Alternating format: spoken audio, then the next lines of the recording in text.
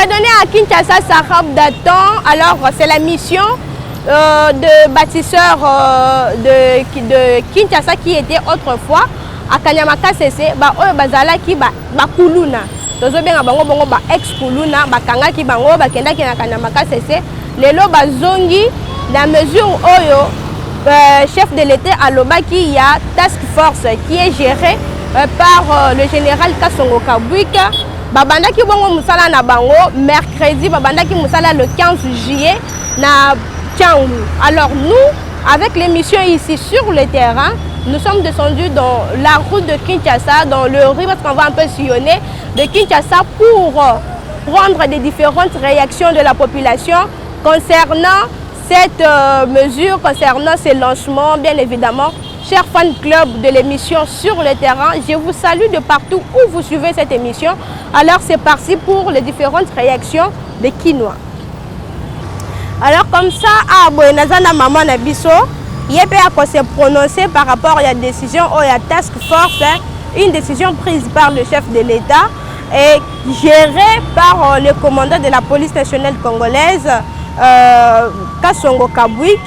Déjà babandaki na lobaki yango déjà babandaki musala na bango mardi. Alors maman kopé sa réaction na ye maman mbote. Mbote mwana. Maman boni. Bien. Oza bien. Ah na sepeli kombo nani maman? Kombo la ngai Mama Beya. Mama Beya. Alors par rapport ya ba makambu o bato o bakangaki na lokwa bakuluna bakei Kanyamaka CC ba former bango. Bazongaki makambu na bango babandaki pe musala na bango mercredi pona ko nettoyer po banika Kinshasa kisasa bosoteleki yo réaction na yo kozala nini par rapport ya décision wana?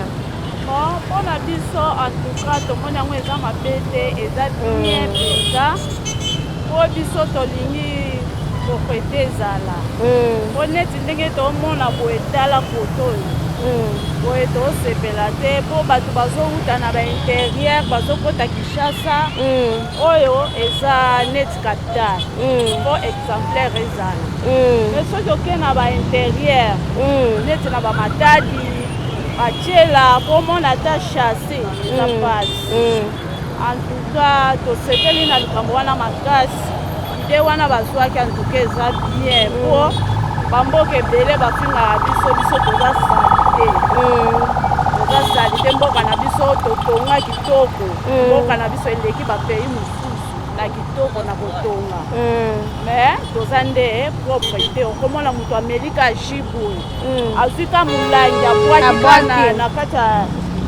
na makadana en tout cas eloko wana eza propre te neti ngai Mama Beya nazalaka so nasombi jus so na meli ata batindaka bato wana te mpo batya propre mais mpo na ngai Mama Beya nazwaka molangi na ngai soki namelaki jus na kati ya ngwete nazwi molangi na ngai natyango na kati ya market mama ntina kokoma na ndako nsima nde nabwaki esika nabwakaka matiti na poubele na ngai nabwakaka na nzela te mpo namona yango ezalaka nanu péché kobwaka eloko omeli osombi jus osombi mai olie mikate osi chasse obwaki en tout cas ezalaka mabe makasi mais mpo na ide oyo bazwi wana en tout cas tosepeli nango makasi po biso bakongole toza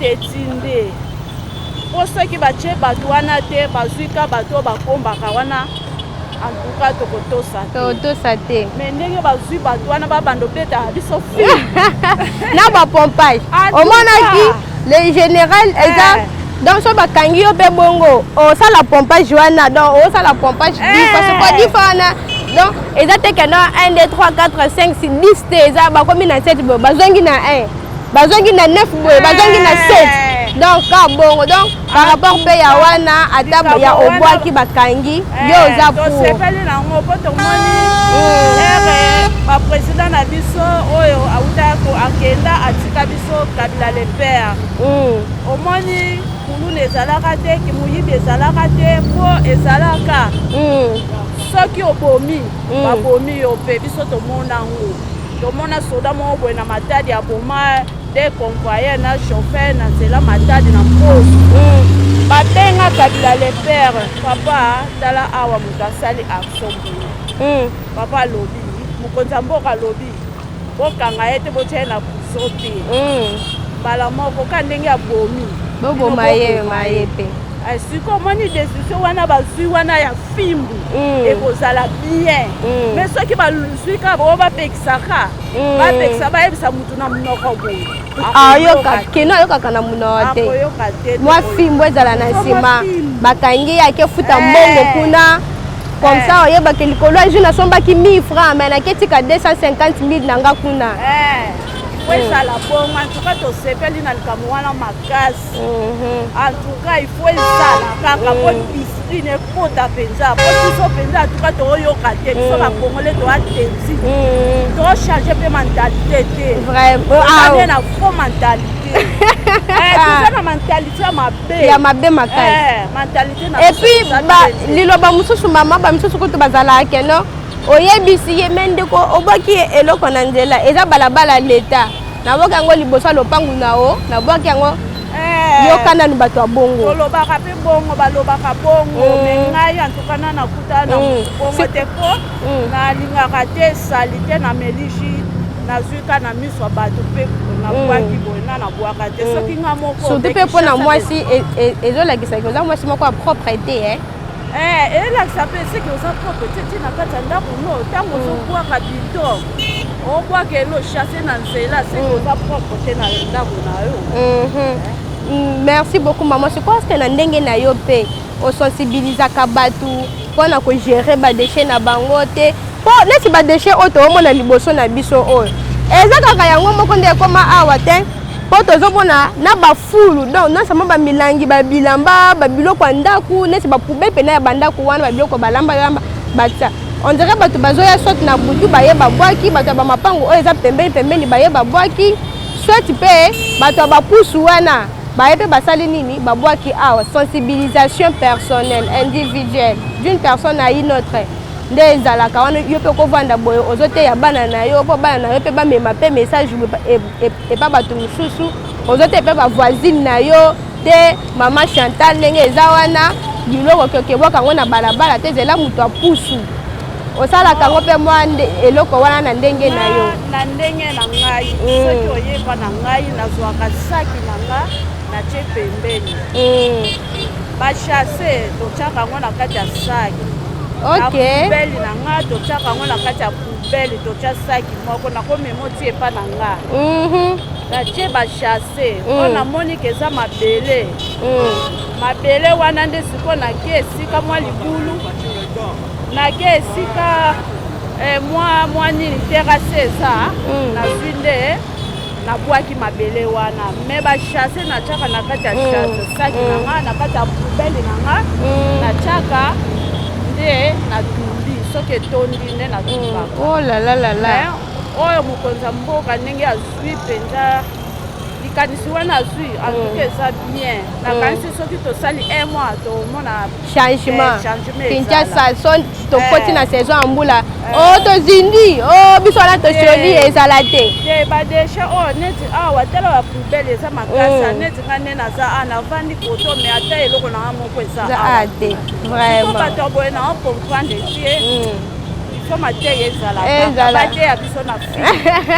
merci beaucoup mama liloba no ya suka conseil okopesa na bamama bazolanda yo bajeune fille na bajeune garçon na bapapa mpe bon conseil naza nango nakopesa tolandaka ndenge mokonzi ya mboka alobi ke il faut propriété ezala kobwaka eloko na nzela te po poubele yo mama tya poubele no saki no na kati ya lopango na yo otie bachasse na kati ya saki soki etondi tumba biso nyonso totumbaka esika nango soki omoni eza mabele oke place moko boye obwaki wana place mwa libulu eza mpona kotondisa libulu wana yo nde liloba na nga suki eza nde mokonzi ya mboka azwi nde ide moko ya bien tosepeli nango makasi. Vraiment, merci beaucoup maman.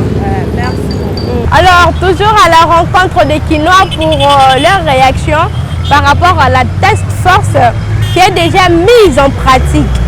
bongo nazali na ndeko na biso ya bongisaka biso bamanzaka ba biloko o biso ba tonton pe na ba tantine toyebi wana bongisaka tonton mbote oza bien kombo na ona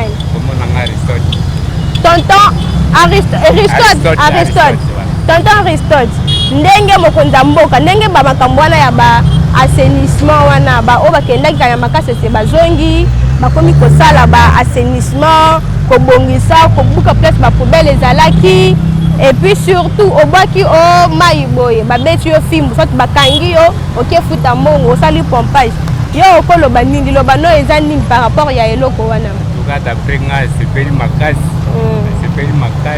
et surtout kota changu baso bakuki na ba place wende ezalaka okoleka ezala basi sikoyo ekomi pepele kitoko pena tosepeli nango makasi likambo ya ndenge bakomi kosala donc bazosala salongo na koloba salongo epa bato oyo bakendaki kanya makasi ese baexpulina oyo bakangaka bakendaka na makasi ese après baye kozonga bakomi sikoyo kosala makambo wana ozosepela mpe na initiative wana ya mokonza mboka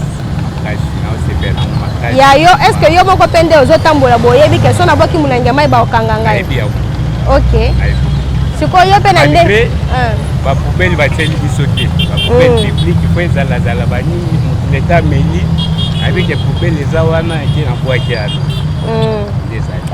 kocango mpe na saki leta na ozonga aluka place poubele eza na bwaki ezali te tonton Christophe alobi mpe point moko oyo eza important eza ya bapoubele publique moto akozala mpe ameli bongo me atali poubele eza te asali nini abwaki alors que le gouvernement congolais le gouvernement provincial de la ville province de Kinshasa puisse aussi y penser de ce côté-là, de prévoir des poubelles publiques.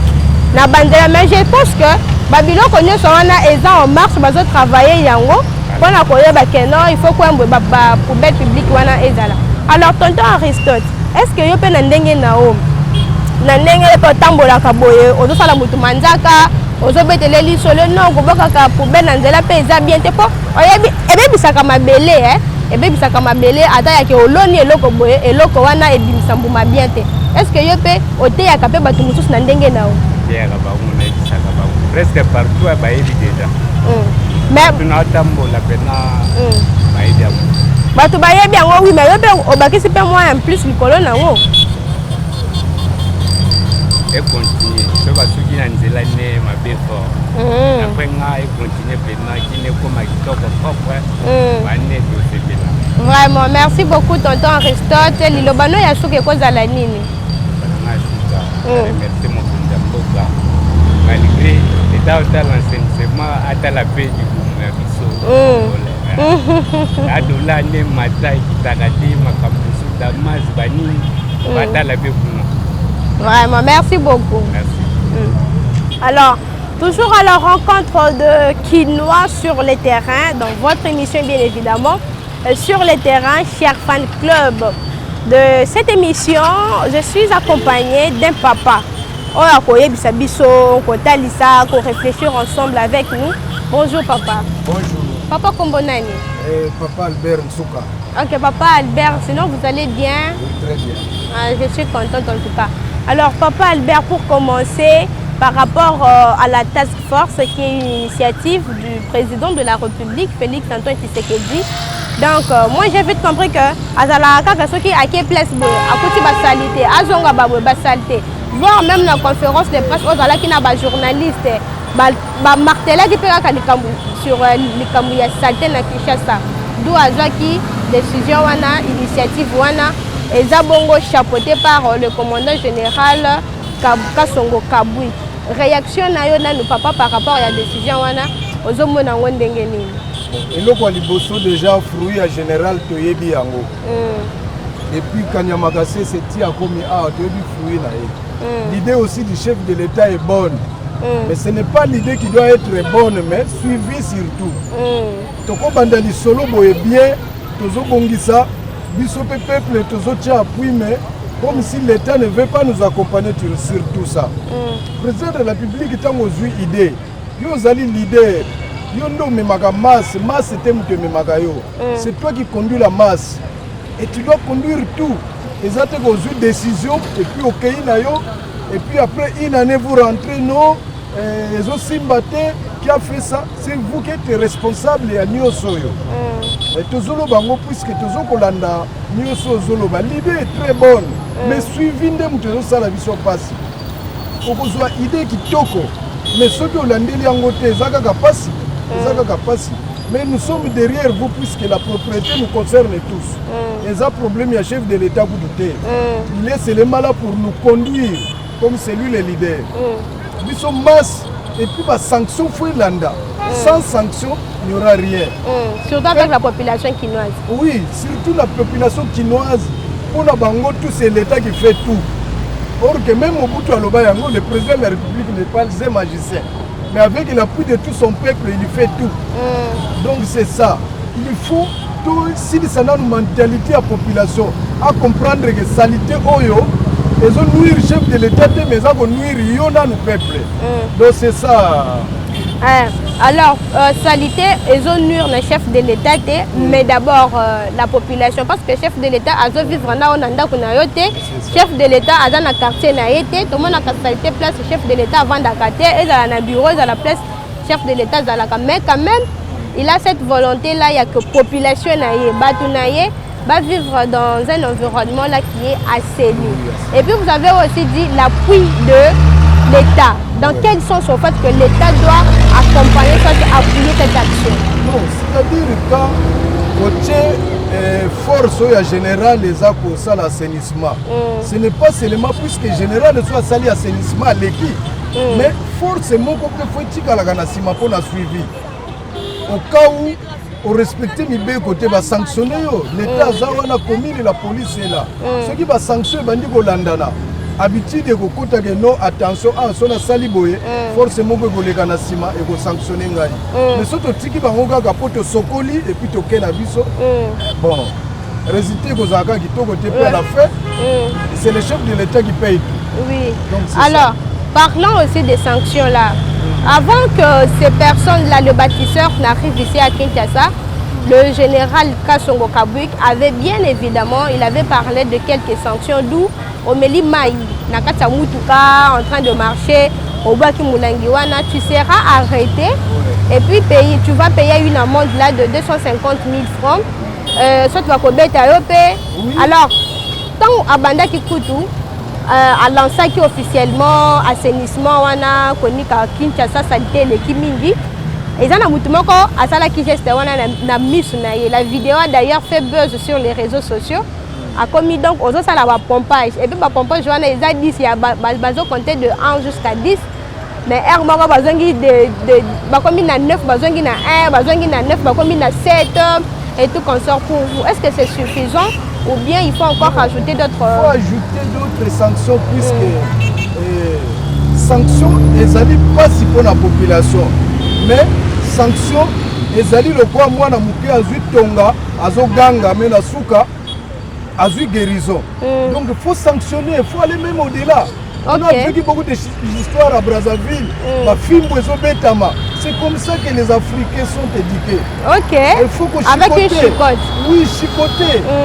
Congolais à Bangaga chicote, surtout quinoa. Quinoa Bangaga chicote. Il faut aller au-delà. Ceux qui ont limité la sanction, le pompage, comme si vous voulez la population. Il faut sanctionner jusqu'au-delà. Jusqu'au-delà donc. Non, même ici, il faut payer des amendes comme ça va. Parce que la personne, ça fera mal que Namélie, il y a 1000 francs par exemple, maintenant qu'il faut à 250 000. 250 000. Lobby à Boboa Kayango, les sous-soutés. Ok. Ils allaient sanctions à lui. Nous finissons surtout à Bobanga, à Zoutala, et Bakanga qui voisin, Ngana Gosala Boy. Donc c'est comme ça. Alors, est-ce que Kinoa paye, hein, papa? Parce que l'émission Oyo est dans le cadre. Je peux dire d'une autre manière, petit peuple, openda baloba makaba makambo na sima ya banda kuna bango, baza na possibilité ko leka na télé te, bato biso soko to kitaka na terrain pour na koyoka bango ko solola na bango. Mais est-ce que d'après yo, ozomona vraiment que population quinoise est prête pour na ko sunga pe ba bâtisseur wana propriété éco tato ba ozongo kaka la légère? Non, Kosunga, c'est très bien. Vous savez, même na makambo na biso ya bitumba faut imposer la paix. Même la propriété, il faut imposer à la population la propriété. Ezali esengo pour la biso. Mais quand on entend le bagage, c'est un chef de l'État, mais il y a petit peuple en Ozomona. Peut-être moi, dépense la malaria, ce qui est propriété, petit peuple a un problème. Donc c'est très important pour imposer la propriété. Puisque les Alabatoumus soient bien été que signifie sanction. Peut-être la famille n'a sanctionné. C'est quoi? Il y a un angabouaka qui n'a pas la mais ceux qui sanctionnent les Hollandais, c'est petit à petit. Et ça, dans mon côté, c'est un processus. Et ça, décrété que la décrété propriété. Et ça, le processus. Petit à petit, les gens vont comprendre que il est un chef de l'État, ils agissent bien. Ok. Alors, d'après vous, vous pensez qu'il faut encore penser, à faire d'autres sensibilisations d'une manière ou d'une autre, que du côté de général puisse penser à ça, à une forte communication pour que la population puisse aussi s'y mettre. On peut imposer, oui, mais au moins qu'il y ait ici des volontaires. Parce que moi je le vois même, donc on appelle à 207, donc on appelle à Mutuka Ketch. Au moins Mutazi Moulangi à Boaki, Moutavandi Moupandi na Yabisi, même maman, Ozi Moulangi, oh Boaki. Soit papa okokende koboka yango na ndako na yo te mutango koloba na boka yango na balabala l'État na boka yango soit yonde bon l'État m'approprié que yo mutoko bongisa ki sasango. Vous voyez un peu. Oui. Mais est-ce que de ce côté-là, on doit encore miser, on doit encore plus travailler la communication, mener des sensibilisations ou comment? Oui, la communication c'est bien. Mais vous savez, même effectif au général à Zalango, ça ne suffit pas pour toute la ville de Kinshasa. Ok. Et les bourgmestres, Moussala Nabangoni, puisque les bourgmestres, ce sont eux qui gèrent la commune. Maintenant, vous attendez les générales pour venir faire la propriété dans votre commune. Là, vous êtes payé pour ça. Sensibilisation, ce n'est pas les générales, ce n'est pas les chefs de l'État. Il laisse ses adeptes comme les bourgmestres. Surtout Talibé Mabelo, Union, surtout été Camille à salité. Ce sont des bourgmestres. Ok. Allez-y à Bandal, même la commune est vendue. Est-ce que c'est les chefs de l'État ou les généraux qui doivent passer là-bas pour dire que non, ce n'est pas ça? Ok. La salité au Nyon, surtout aux hommes dans la balabala. Les bourgmestres passent à tout moment. Donc il faut que les bourgmestres aider les chefs de l'État, aider les généraux, aider la population pour la sensibilisation et la propriété. Sauf que si tu as un général ou un chef de l'État, c'est pratiquement impossible. Il faut impliquer les bourgmestres. Même les bourgmestres, ceux qui ont sali au général à Saint-Guité, il a le droit d'être sanctionné aussi. Il faut sanctionner les bourgmestres. Il faut sanctionner les chefs de quartier s'ils sont là. Il faut organiser. Et le pouvoir populaire doit être organisé. Il faut sanctionner les bourgmestres. Ouais. Donc d'une autre manière aussi, le bourgmestre doit travailler en communion avec les généraux. Exactement. En menant des sensibilisations. Puisque c'est lui qui est plus près de la population. Général Azamoussika.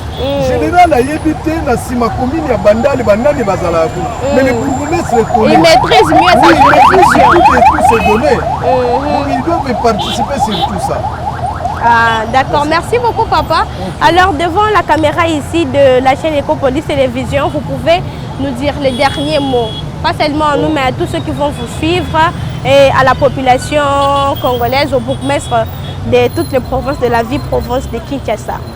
Et là, nous félicitations à la chaîne Oyo et une initiative pour accompagner le chef de l'État. J'espère que Misala peut vous aussi les autres moyens. Ce n'est pas seulement les chefs de l'État qui doivent aider seulement les généraux. Mais les sensibilisateurs aussi doivent être aidés comme vous les journalistes. Au moment où nous sommes les journalistes, quand nous sommes moyens pour vous manquer les moyens. Le gouverneur et la ville, vous devez vous impliquer sur tout ça. Et surtout la population. C'est notre intérêt. Le ministre et le gouverneur sont dans le bureau, mais salité au but de vivre. La population vraiment besoin d'initiative na maboko, bosunga l'État, bosunga chef de l'État, bosunga population, tous à la bien. Lobby eza histoire to kobeta ah tozakana président moko tozakana gouverneur tozakana général moko acha peto na Kinshasa initiative de Simba. C'est grâce à nous. Donc À peu près ça. D'accord, merci beaucoup, papa. C'est moi qui vous remercie. Merci. Merci. Alors, fidèles téléspectateurs de Copolis Télévision, chers fans club de l'émission Sur le terrain, nous sommes arrivés au bout de cette émission, de ce numéro qui a parlé bien évidemment de la task force, de la mise en pratique de cette mesure de la praticabilité. Ndenge bazo sala musala et pas ba bâtisseur na biso, boye ki ba réaction ya batu nyonso. Oyo ezaka likambo ya ba bâtisseur te, ezaka likambo ya chef de l'état te, ezaka likambo ya général Kasongo Kabwik te, eza likambo ya biso nyonso. Que nous tous, que toute la population quinoise mette sa main à la pâte pour la concrétisation, pour concrétiser cette initiative du chef de l'État, parce que même notre papa l'a dit dans son intervention que Ezaka Kapon a bien un chef de l'État, mais Ezaka a bien la population.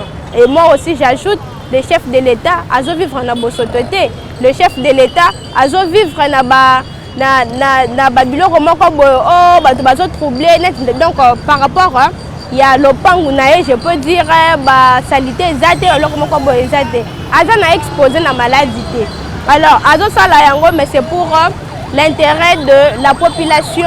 Moi et vous, nous nous séparons là pour ce numéro et on se retrouve à la prochaine. Surtout, ne remettez pas à demain ce que vous aurez dû faire aujourd'hui.